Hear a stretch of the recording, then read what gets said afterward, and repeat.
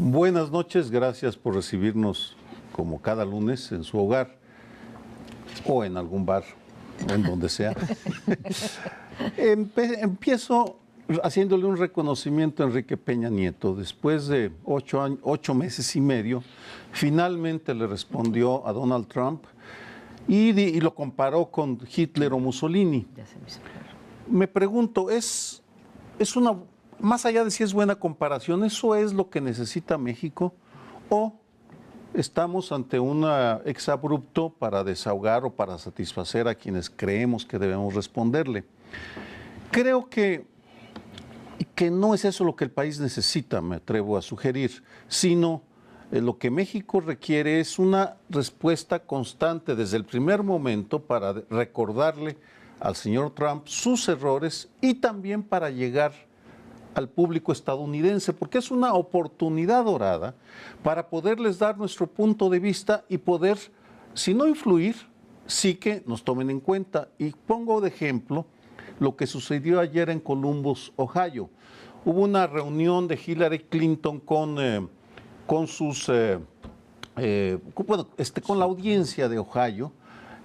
Ohio es un estado fundamental para las elecciones y hubo una serie de preguntas muy interesantes. El ejercicio, por cierto, mostró una gran capacidad de conocimiento de los temas, pero me centro en una pregunta. Una activista en contra de la violencia en Ohio le pregunta sobre las armas y Hillary Clinton hace una estupendo análisis de las armas dentro de Estados Unidos y se pronuncia a favor de mayores controles, pero en ningún momento menciona a México como parte del problema, porque si los Estados Unidos son damnificados porque mueren más de 33,000 personas al año por armas de fuego, nosotros pues por ahí vamos y tenemos varios años desangrándonos por las armas que nos envían los Estados Unidos.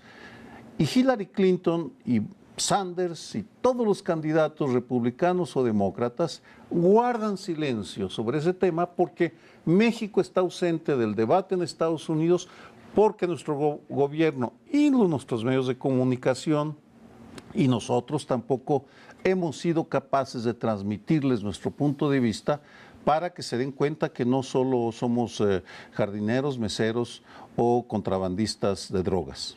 Yo quisiera destacar 3 temas en relación con este debate, esta confrontación que están trayendo las primarias en los Estados Unidos. La primera es una declaración de Hillary en el sentido de que ella sí le puede ganar a Donald Trump. Esto tiene un sentido, es decir, Sanders no puede. Si quieren realmente derrotar a, por lo menos es como lo interpreto, yo sí puedo, Sanders no. Segunda declaración, la de Obama. Obama se lanzó muy fuerte, sin mencionar el nombre de Trump, pero diciendo que los líderes que aspiran a hacerlo deben propiciar la unidad del pueblo americano, no estarlo dividiendo y confrontando como lo está haciendo. De tal manera que él invita a los candidatos a no estar escindiendo al país, no estarlo confrontando, no estarlo. Me parece que esta es una declaración muy importante porque es del presidente de la República que se está metiendo en el debate. Y la tercera es el asunto de este conflicto que muestra claramente por qué Obama hace ese tipo de declaraciones. Porque en un mitin en donde iba a participar Trump, se lanzó al estrado para quitarle el micrófono y hacer un mensaje, bueno, tumbarlo del estrado, tomar el micrófono y hacer un mensaje contra el fascismo, el racismo, la homofobia, etcétera, que Trump ha impulsado. O sea, sí se está radicalizando, sí se está poniendo muy candente el debate y las acciones que ya no son solamente declaraciones agresivas o estridentes, sino que empiezan a entrar en terrenos de la violencia, como en este mitin. Esas eran las 3 consideraciones. Yo diría, Sergio, que en efecto es muy, bueno, no muy sorprendente, pero vaya, es notable que no hayan tocado el tema de las armas, pero más allá de México, que en efecto son mucho más de 30,000 los que mueren al año en México por arma de fuego, y no sabemos bien a bien, no nos han dado las estadísticas de cuántos son por armas de fuego que vienen importadas o que vienen contrabandeadas de los Estados Unidos. Pero los candidatos demócratas y republicanos, como bien señalas, no se meten porque no quieren perder votos y porque hay una asociación muy importante, muy poderosa, que tiene presencia en todos los estados de la Unión Americana, que es la Asociación de Rifles ¿no? Que nunca han podido contra ese lobby. Sí les da miedo perder el dinero, perder los votos, etcétera, de esta. Ahora, estoy absolutamente de acuerdo contigo que México tiene que ir mucho más allá de las declaraciones, estridentes o no estridentes, tardías o no tardías, que han sido tardías. Hace 2 programas comentábamos lo de Claudia Ruiz Massieu, que también había salido, y es a dar a conocer lo que es México y la importancia de México. No creo que tenga México que contestarle a Trump violencia contra violencia, ¿sí? Sino más bien con las comunidades mexicanas que tenemos en los Estados Unidos, en Chicago, en Los Ángeles, en fin, en Texas, ¿sí? Ir y hacer una política activa de promoción de lo que es México y sobre todo de lo que México aporta a los Estados Unidos. Creo que ya lo había comentado algún día contigo, Sergio, el Pew Center revela claramente en sus encuestas el gran desconocimiento que hay del estadounidense con respecto al México, con respecto a México, ¿sí? Y todos los intercambios comerciales, humanos, culturales, etcétera. Creo que ahí tendría que estar haciendo una labor propositiva más que de contención y negativa el gobierno de México a través de su enorme red de consular, ¿no? Yo estoy de acuerdo con esta última propuesta, la de María Amparo. Hubo un tiempo en que el gobierno mexicano se propuso activar a las comunidades de mexicanos y mexicoamericanos en Estados Unidos en favor de México. No tuvo mayor éxito, pero ahora se trata de activarlas en favor de ellos mismos. ¿Cuántas organizaciones de mexicanos o mexicanoamericanos hay en Estados Unidos? Alrededor de 5,000. Entonces, estas comunidades son las que tienen ahora un papel realmente importante para ellos mismos. Veámoslo desde un punto de vista egoísta. Claro. Cuando se intentó por primera vez esto, se pensaba mucho en los israelíes.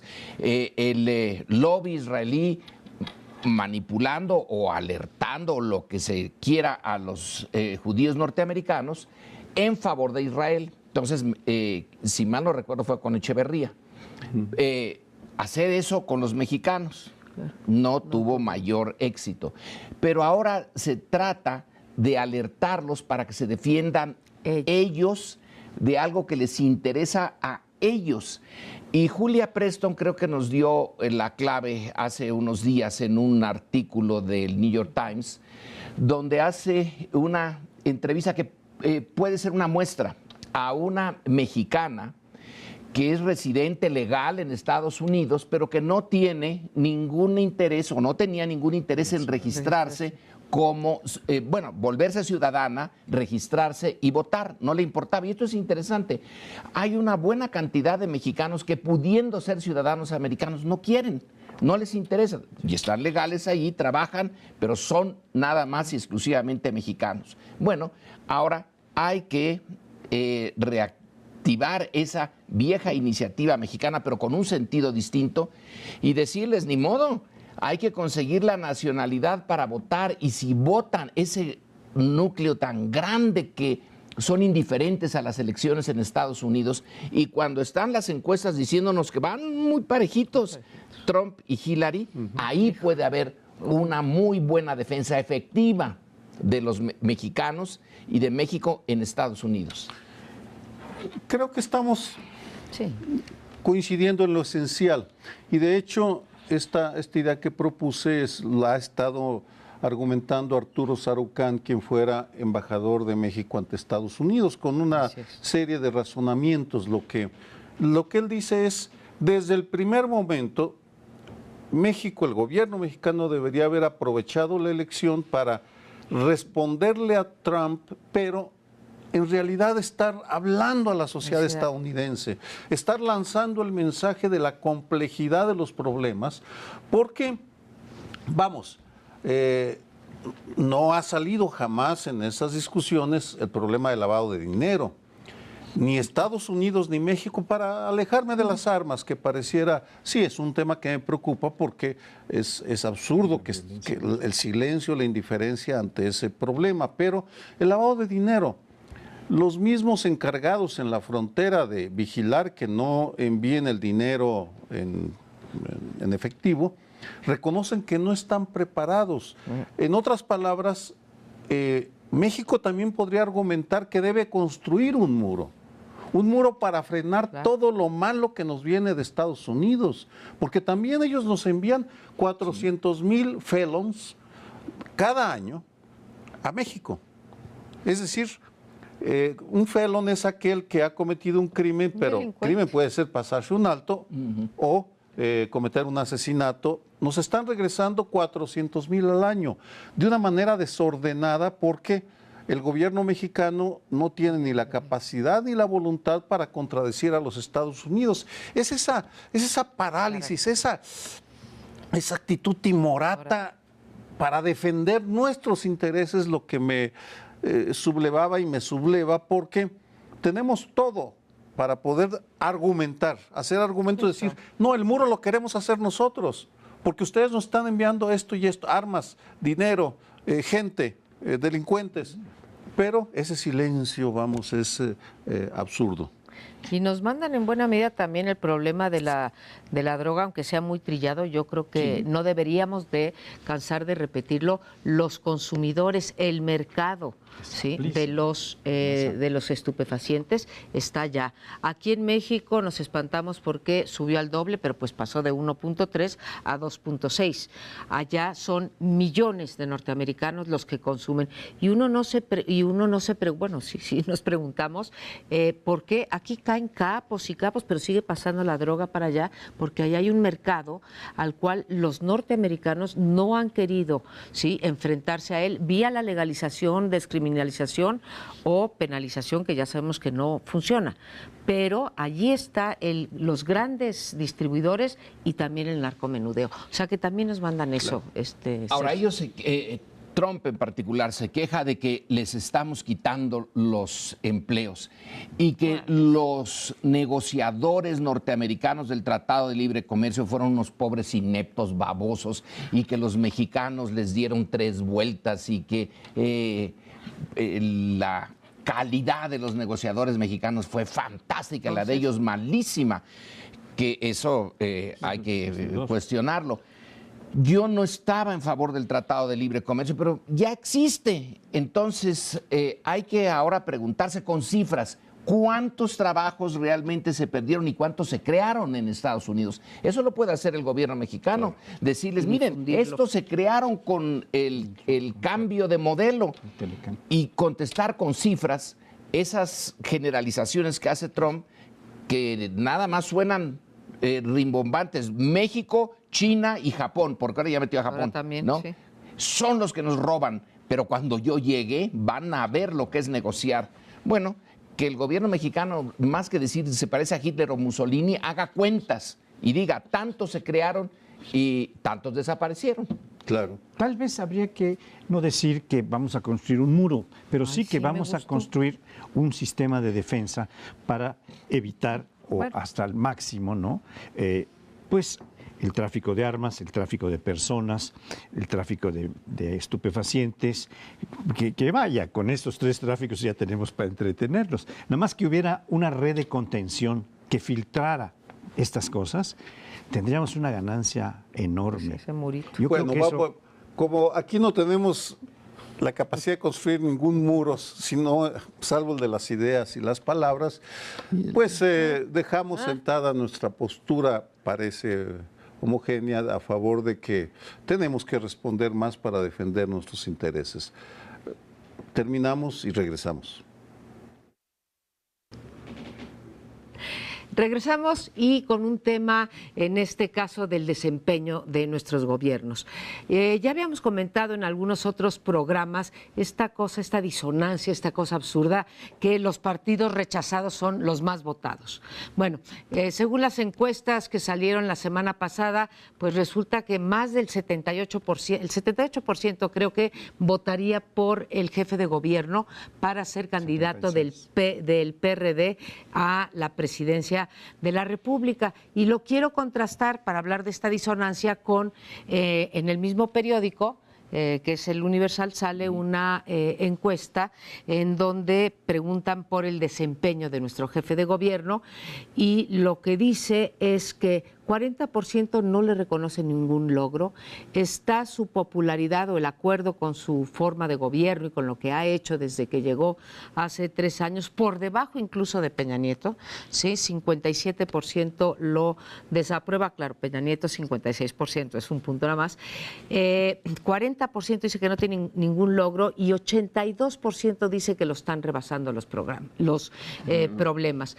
Para mí, el mejor análisis con esto de que una imagen vale más que 1000 palabras es el análisis que en una caricatura hace Paco Calderón, que yo lo considero uno de los mejores analistas políticos que tenemos, en donde dice que Miguel Ángel Mancera se ha ocupado todo el tiempo de lo superfluo, pero nunca de lo importante, de lo profundo. ¿Qué palabra me decías? De lo trascendente, ¿sí? Y entonces, en efecto, pues vemos árboles de Navidad y vemos ruedas de la fortuna y vemos reglamentos de tránsito y camaritas y demás, pero pues no vemos que haya,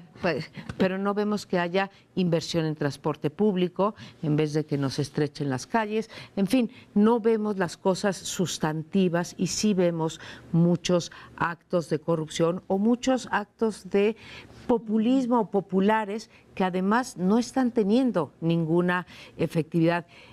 La conducción de la Ciudad de México recibió ya una Ciudad de México muy deteriorada, hay que reconocerlo, pero ha ido hacia la baja en materia de transparencia, de corrupción, de obra pública que realmente beneficie a los ciudadanos y sobre todo de un diálogo con las organizaciones de la sociedad civil que sí estamos luchando por una ciudad pues más vivible, con mayor calidad de vida. Ese es el problema que les planteo aquí. ¿Qué hacer? Porque tenemos una sociedad civil muy activa y realmente no estamos logrando prácticamente nada.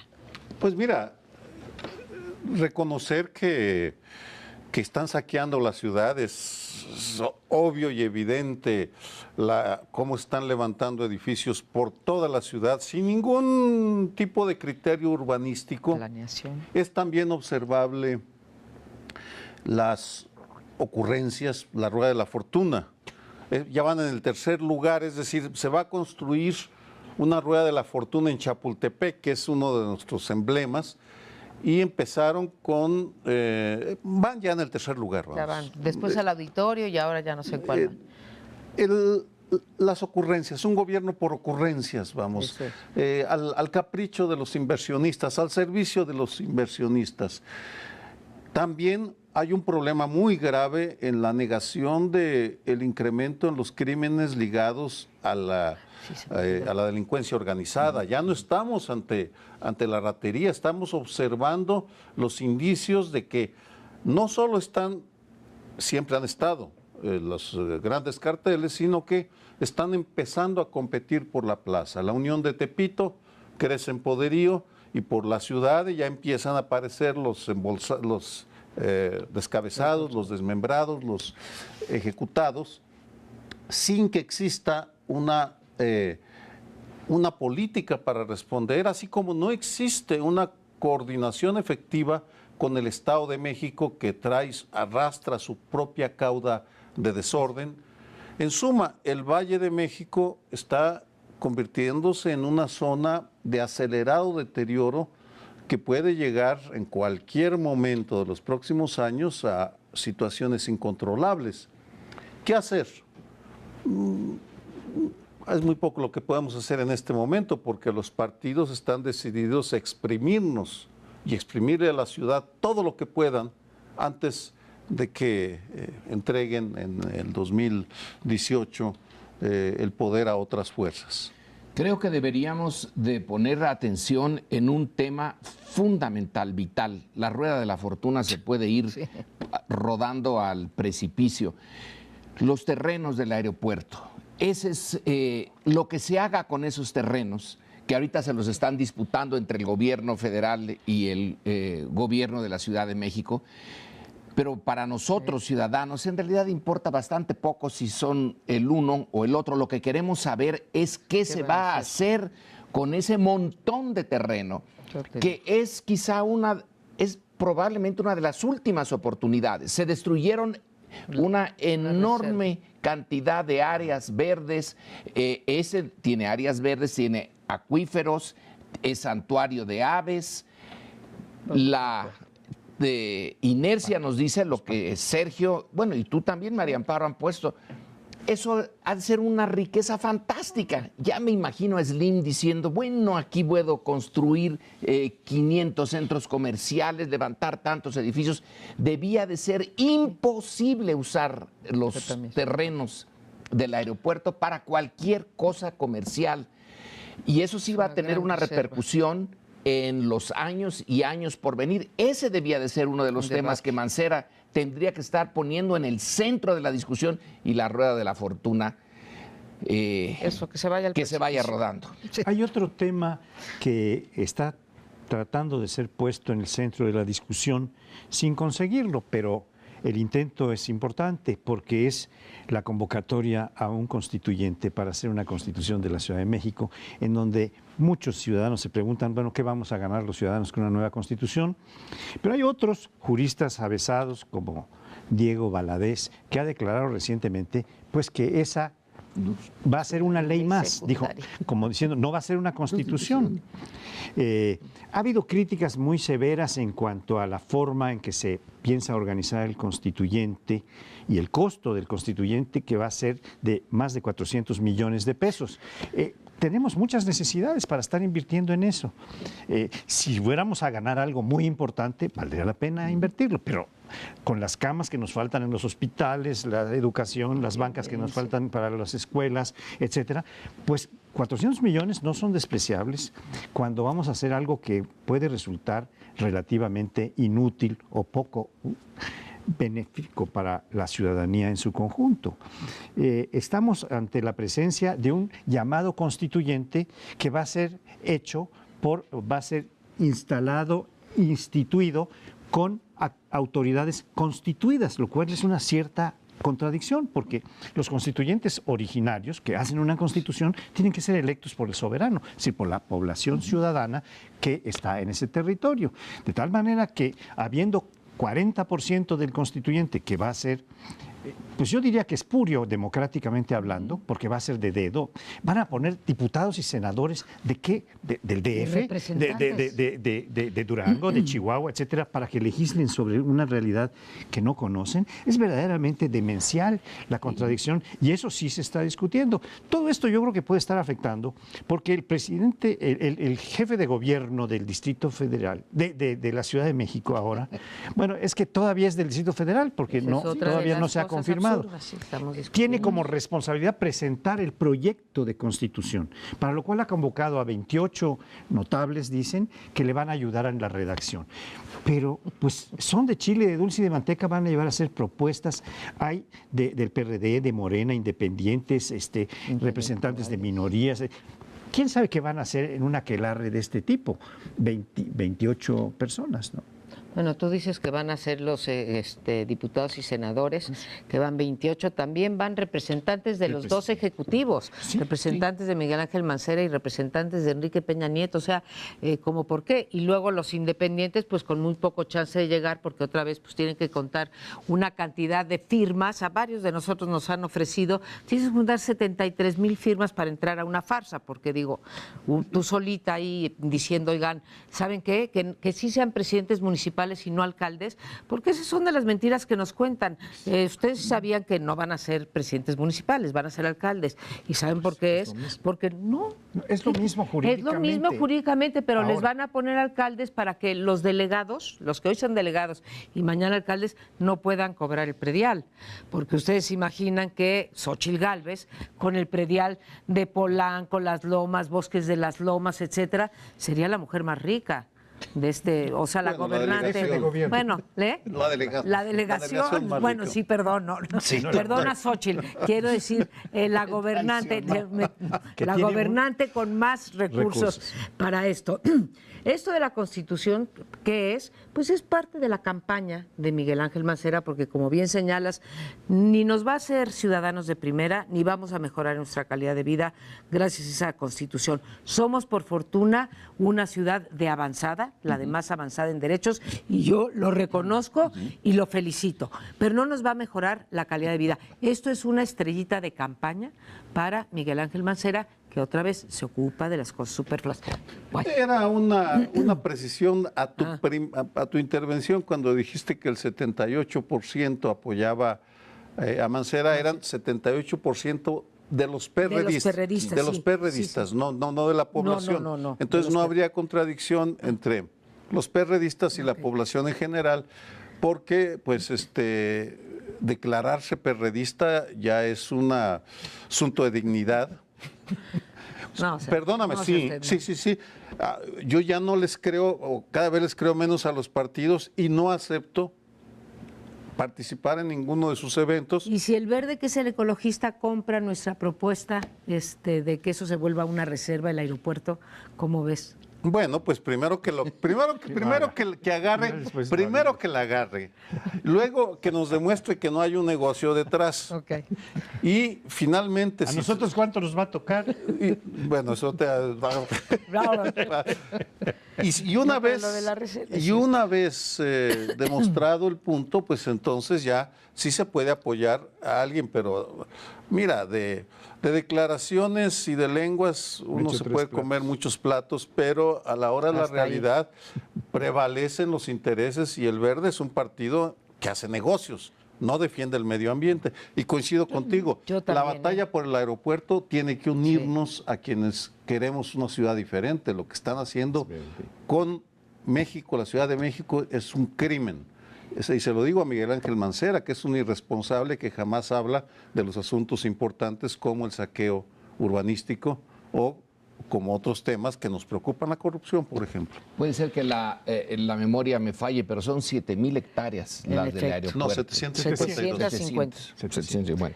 Es un montón. Hombre, ¿te imaginas una reserva así? Sí seríamos un país de primer mundo, ¿no? Tener ahí una... Que no se fuera eso a los negocios. A ver, ¿usted qué opina de esta propuesta del doctor Meyer, que yo avalo, Sergio avala? Yo también. Usted también. Y nos vamos al siguiente bloque. Quédese con nosotros, regresamos en unos minutitos más. Vamos a tratar ahora el tema de los independientes, de los candidatos independientes, que han despertado diversos tipos de análisis, expectativas, irritaciones. En términos cuantitativos, no se puede hacer una gran diferencia entre lo que ocurrió como aspirantes a ser independientes el año 2015, que tuvimos elecciones federales y elecciones en buen número de estados, con la situación que ahora corre, en donde no vamos a tener elecciones federales. La mayor parte de los candidatos o aspirantes a candidatos independientes el año pasado fue de 200 y pico, de los cuales solo resultó, para abreviar el tema, solo resultó uno electo, que es Manuel Cloutier, que había sido diputado del PAN, se fue independiente y luego se... pero ahora tenemos una circunstancia en donde hay 400, casi 500, otra vez el mismo número, nada más que cualitativamente se ha despertado un entusiasmo, una aspiración masiva. Y, por ejemplo, cuando en 2015 hubo nada más 4 candidatos aspirantes a gobernador, el de Chihuahua y 3 uno en Campeche y 3 en Michoacán, ahora hay 27 candidatos Incluido el de Chihuahua, ¿eh? Ahora es Chihuahua. Incluyendo el de Chihuahua, hay 27 aspirantes a distintas gubernaturas de los estados. Otro aspecto que está viendo es que se ha visto que el PRI es una cantera para ser diputados independientes, porque al no conseguir sus objetivos de ser candidatos, se van o a otro partido o a buscar la independencia. Entonces, es un fenómeno bastante complejo, pero que nos habla en el fondo de una sociedad mexicana que se encuentra pues en la interrogante constante de qué puede hacer con sus votos, con la declaración de su voluntad, con la proponer candidatos que no sean de los partidos. Todos los candidatos o aspirantes se pronuncian contra la corrupción de la clase política, contra los partidos, contra la partidocracia, etcétera. Sí, esto es una común, es una constante, pero no se ve muy claro que pueda haber soluciones para la ciudadanía que provengan de candidatos independientes, menos después de estas no muy alegres cuentas que podemos sacar en los primeros meses de gobierno del Bronco. Dos comentarios, o tres más bien. Primero, en parte tiene que ver con el desempleo profesional. No hay trabajos y el sector público paga muy bien, exige poco y se puede robar lo que se quiera sin que haya castigo. Perdón que lo plantee de esa manera, pero hay que decir las cosas como son. Como uno piensa. No como son, sino aquí estamos para opinar. Segundo, hay algunos candidatos independientes que ganaron y que no están demostrando congruencia con lo que dijeron. El caso del Bronco en Nuevo León. Me parece indignante, que es, por decirlo menos, que a su procurador, a su fiscal general, a su procurador, le haya descubierto la revista Proceso que estuvo preso 3 veces en Las Vegas por cheques sin fondo, que lo hubieran fichado y que lo respalde y lo mantenga en su cargo. Está comportándose absolutamente igual que otros gobernantes, sean o no, sean independientes o no. Ese tipo de comportamientos, Bronco, francamente te desprestigia y demuestra que pues eras un balón sin contenido. Tercer comentario, rapidito. Tiene uno que irse con mucho cuidado en el caso del constituyente. Yo voy a apoyar a los 5 candidatos del Tu Constituyente, porque los conozco, porque sé que son ciudadanos como Luis González Plasencia, Josefina MacGregor, Mónica Tapia, gente que sí va a dar una batalla digna. Sí logran llegar, por supuesto, y si van a llegar solo van a opinar, porque tampoco su voto va a contar, pero aún así vale la pena como una forma de demostrar que sí hay ciudadanos con cualidades y con congruencia. Yo creo que la crítica que se hace, que algunos de ellos pertenecían antes a un partido y ahora se hacen independientes, en sí misma no está mal. Alguien puede decir, yo me desilusioné del partido porque yo sí soy honesto y estos miserables. La luz. Pero sí lleva una carga. Ahora, lo de el Bronco. En el reportaje de la BBC sobre el Bronco, que salió hace unos cuantos días, la manera de gobernar no es la que uno esperaba.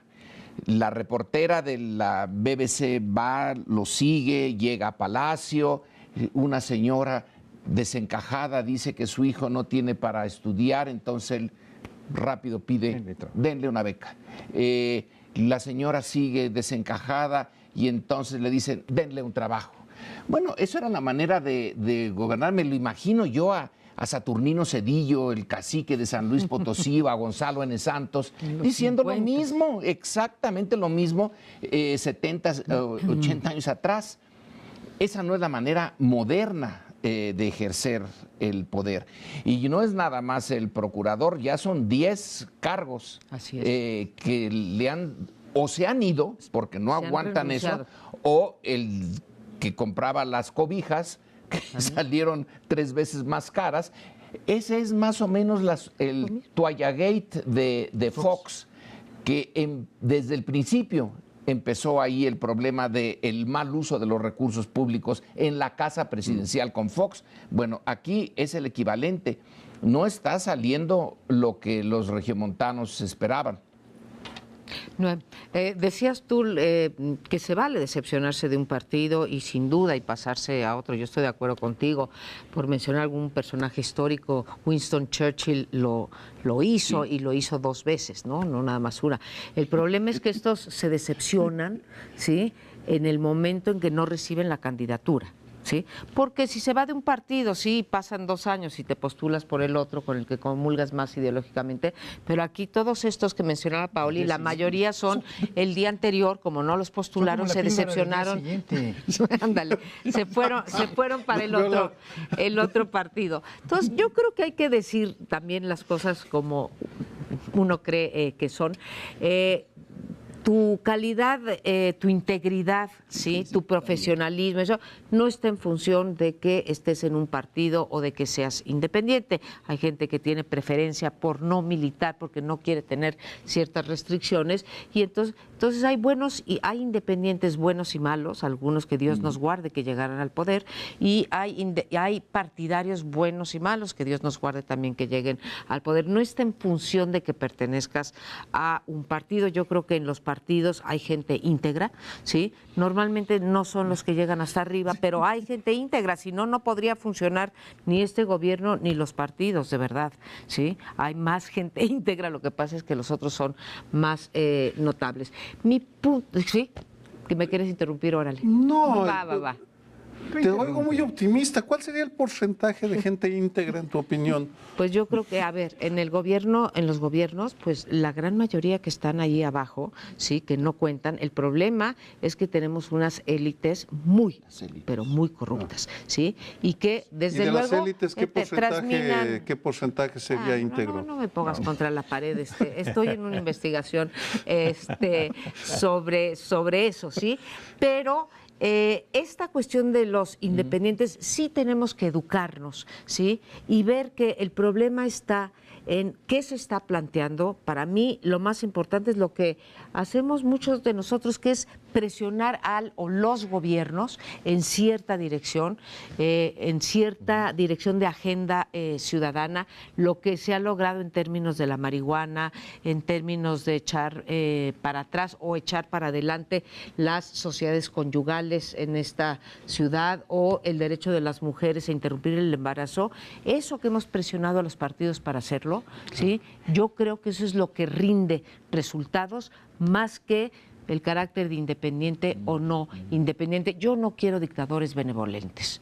No quiero que vengan aquí a decir, aquí les pongo esto, sí, si me eligen a mí, yo sí puedo combatir la corrupción, yo sí puedo tal cosa. No, yo creo que es otra una cosa de empuje, que ¿no? podemos hacer, María Amparo, en la que tú además estás bastante comprometida, es impulsar todo este sistema anticorrupción, como se está haciendo desde, ¿cómo se llama este organismo?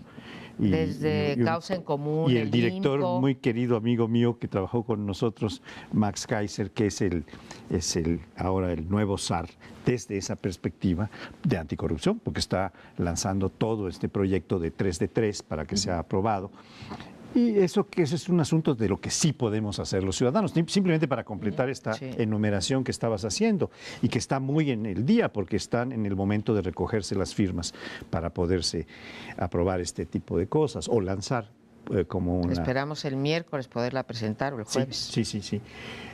Bueno, también habría que decir que una buena parte, es cierto, son personas políticos que han salido de un partido, y a veces muy inmediatamente, como el caso de Maloba, que se salió y 2 días después de haberse salido del PRI, pasó a encabezar la coalición de la oposición, ¿no?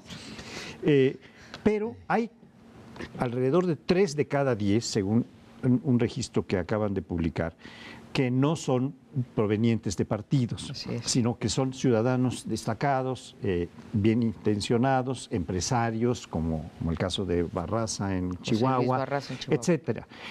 Pero 7 de 10 es mucha proporción para desconfiar, porque si vienen de partidos en donde simplemente no les dieron el huesito y lo que quieren es ganárselo por otro lado sin tener que responder para nada, pues vamos a estar en una situación. Claro, esto habrá que analizarlo cuando vaya terminando, porque estamos en el principio de la carrera para los independientes. Necesitamos sus programas, sus proyectos, que nos lo digan, que nos lo pongan ahí sí, literalmente, por escrito, para que se vea que no lo firmen ante notario. Que no lo firmen ante notario, sí, ahora, pero que nos lo prometan y nos lo escriban, sin notarios de por medio. Bueno, pues volveremos con los independientes porque es un proceso que está corriendo, pero nos vamos al siguiente bloque. No nos deje, vamos a tener un tema muy interesante. Hace un año y un día tuvo lugar la última emisión del noticiero de Carmen Aristegui en MBS. Como ustedes recuerdan, y si no recuerdan rápidamente se los digo, Carmen ya no volvió a tener acceso a los micrófonos y todos suponemos, o la mayoría de nosotros suponemos, que ahí hubo una presión muy fuerte de Los Pinos sobre la empresa dueña de los micrófonos, no de la voz, porque el equipo de Carmen fue el que sacó a la luz el tema de la casa de la esposa del presidente y de la conexión con el ingeniero Hinojosa Cantú, que es un contratista, es y supongo que seguirá siendo un contratista con el gobierno federal. Yo pongo sobre la mesa que este aniversario lo usemos para tratar de explicar que una democracia, si es tal, si tiene calidad, requiere, entre otras cosas, entre otras muchas cosas, de un periodismo de investigación, además del periodismo normal, que saque los temas relevantes, que reflexione sobre esos temas, que se meta a fondo como fue el Watergate, que puso finalmente un punto final a la carrera de un presidente norteamericano muy poco confiable, que era Richard Nixon. El tipo de investigación que saca, que pone sobre la mesa una película con el Boston Globe como el periódico central sobre la pederastia en esa zona. Lo de Carmen es importante porque no solamente por Carmen y porque puso fin a un tipo de noticiero que nos hace falta, sino porque también lanza una señal a futuros periodistas que quieran investigar. No se metan en temas importantes. Si quieren investigar, investiguen cosas secundarias. Pero lo importante, lo que realmente necesita una democracia para funcionar, ver las entrañas del poder y sacar los problemas, eso no se metan porque les pasa lo que a Carmen. Yo creo que estamos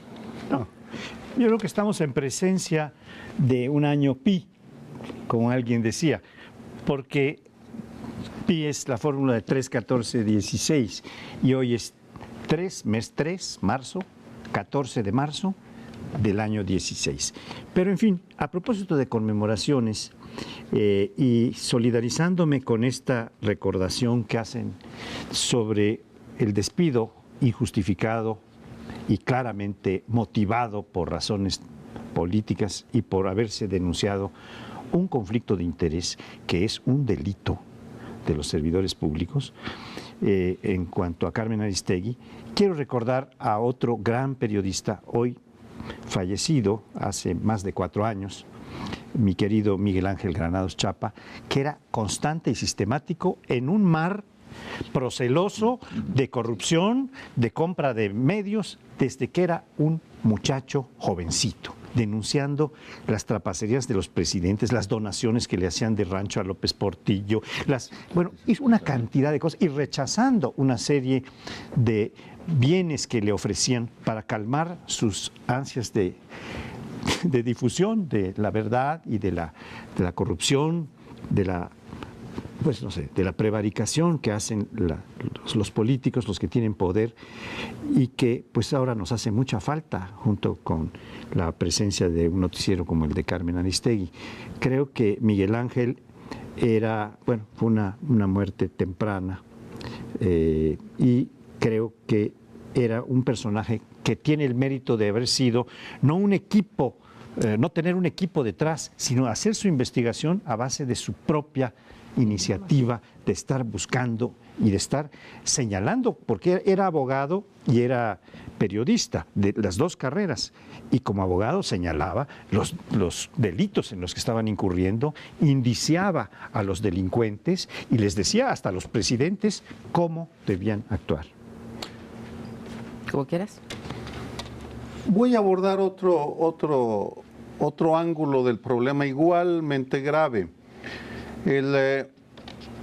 Los litigios que dio lugar el despido fueron múltiples, inclusive Lorenzo, Denise Dresser y yo formamos parte de unos amparos. En total, fueron más de 20 jueces los que vieron el caso de Carmen Aristegui. Uno solo, Fernando Silva, fue el que reconoció la raíz del problema, además de la Casa Blanca. El problema tiene que ver con el sistema de concesiones. Es decir, el Estado entrega a particulares una concesión. Y lo que dijo el juez Silva es, ese particular adquiere las obligaciones del Estado, por tanto, un particular sí puede violar un derecho, el derecho a la libertad de expresión. Él dijo, por tanto, que sí había habido un acto de censura y de esa censura es responsable la radiodifusora, MBS. Pero fue el único. Sí. Los otros 20 encontraron formas de evadirlo porque en el fondo está la protección del sistema de concesiones. Imagínense que se aceptara la tesis correcta, en mi opinión, por las reformas, la Constitución de 2011 y la reforma a la Ley de Amparo del 2013, es lo correcto. Si se aceptaran, podríamos ampararnos contra las mineras, contra los sistemas de comunicaciones, contra todo, porque son las empresas concesionadas las que ejercen como Estado sustituto. No soy abogado, pero con los años he ido aprendiendo la lógica. Esos 20 abogados evadieron el tema, y cito a dos que vieron nuestro caso. Los dos del Tribunal Federal de Telecomunicaciones. Uno, Cendejas, dijo, huele a corrupción, huele a censura, pero no puedo hacer nada con el marco legal. Otro, Patricio González, si mal no recuerdo, declaró, huele a censura, pero desafortunadamente el sistema de justicia del país no está a ese nivel.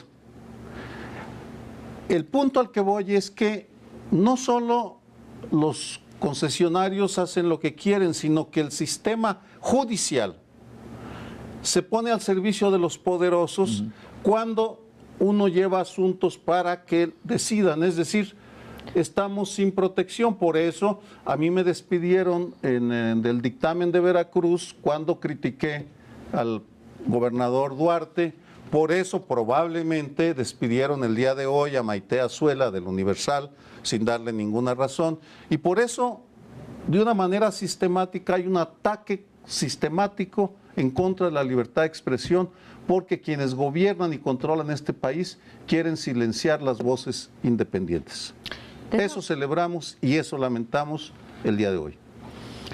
Quiero agregar a esta argumentación sobre la libertad de expresión, porque la hemos tratado hasta el momento, aunque mencionas tú ahora un medio local, hemos tratado hasta este momento la cuestión federal. Si esto ocurre a nivel federal, la situación en los estados, sí, porque aquí a nivel de, no sé si decir nacional o desde el DF y de lo que se llaman los periódicos de circulación, bueno, no son nacionales, son de circulación nacional, ¿no? Pero y las radiodifusoras que tienen aquí sucede, si eso ocurre, esto de la ausencia de periodismo de investigación o cuando hay periodismo de investigación, la censura del periodismo de investigación se da de manera exponencial en los estados. ¿Sí? Nosotros podemos, ¿sí?, preciarnos de tener o haber tenido una Carmen Aristegui investigando la Casa Blanca o un Miguel Ángel Granados Chapa investigando o poniendo a disposición del público un montón de investigaciones. Creo que cada vez hay más, insisto, a nivel federal o a nivel del DF, no sé cómo ponerlo, grupos de investigadores, de periodismos ejercicios como la maestría de periodismo del CIDE, que tiene toda una rama para investigador de corrupción, organizaciones de la sociedad civil que estamos en esto del periodismo de investigación, pero tenemos que ayudar a los estados porque todos, no solamente despidos, que ya me parece grave, sino también desapariciones forzadas o incluso asesinatos o amenazas a periodistas del interior de la República, que eso sí, no gozan de nada. Entonces, cuando hace un momento decía yo en un bloque que es la sociedad civil la que tiene que presionar, somos nosotros los que tenemos también que imponer cada vez más periodismo de investigación y en esta materia, corrupción e impunidad, que esa es la que creo yo que puede cambiar el país. Y fijarnos mucho en las situaciones de los periodistas en los estados. Sí. Porque aquí a Carmen Aristegui perdió su espacio cuando atacó al padre Maciel y su enorme corrupción. Solo el tiempo le dio la razón. Luego viene lo de la Casa Blanca, pero en un estado no solamente hubiera perdido el espacio, lo más seguro es que hubiera perdido la vida. Es la brutalidad del mundo oficial y la represión al periodismo es enorme en los estados. Pero en fin, nos despedimos de ustedes y esperamos verlos la siguiente semana. Yo ya no, porque es lunes.